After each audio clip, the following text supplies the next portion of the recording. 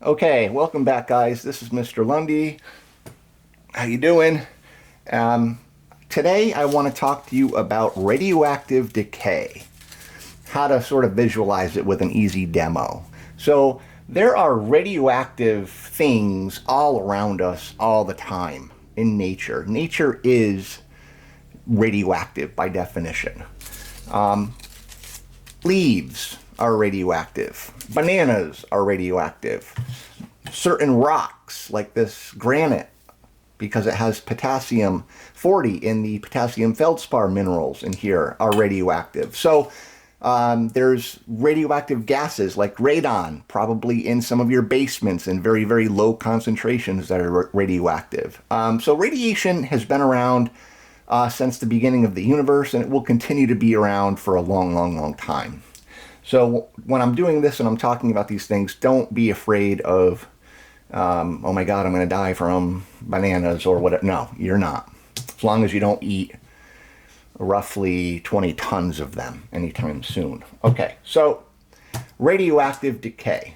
It's when an radioactive isotope spontaneously disintegrates, or it's called transmutation, transmutates into a more stable element. And this process can go on and on and on and on until it becomes stable. But basically, radioactive isotopes, when they break down, they do so in a very predictable rate, and we call that half-life. Okay, it's the time, half-life is the time it takes for half of the radioactive material to disintegrate or transmutate into something else. Okay, so let's just say we start with a bunch of carbon-14. Carbon-14 is found in organic material like leaves and wood and teeth and ivory tusks and woven cotton and things, anything organic like that, that once took in, like came from a plant or an animal that was alive, eating and breathing, has carbon-14 in it. We have carbon-14 in us, in our bones. And it is doing this very thing that I'm talking about right now. It is actually disintegrating into more stable material, which in this case is nitrogen-14. So carbon-14, as it decays, as it breaks down, it changes to nitrogen-14.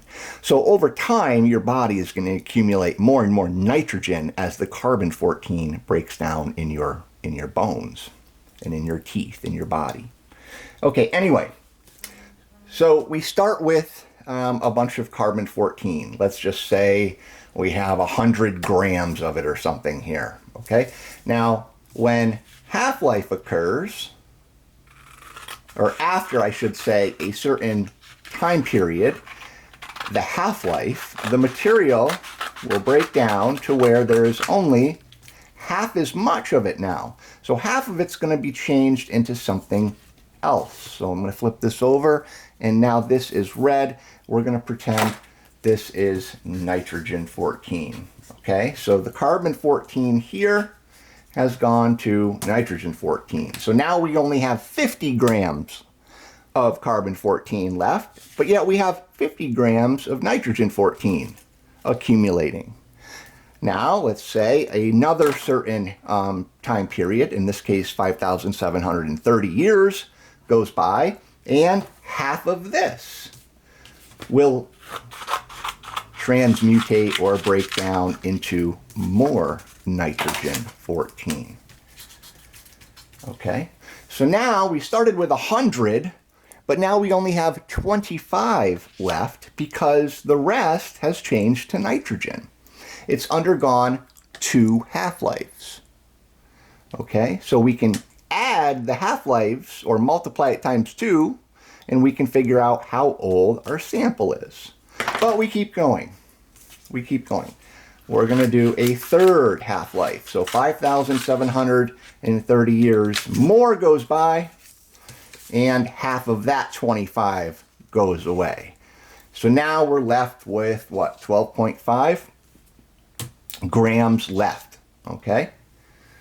So you can see what's happening here, and we keep going. Now, another half-life, more nitrogen, less carbon-14 in the original sample. And we can keep going even more. Another half-life. Oops. And another half-life. And finally, let's say we dig up that bone or that tusk or that tooth or whatever, or the mummy in the Egyptian desert, or let's say we find Ötzi in the Italian Alps. Remember Ötzi? I know you do.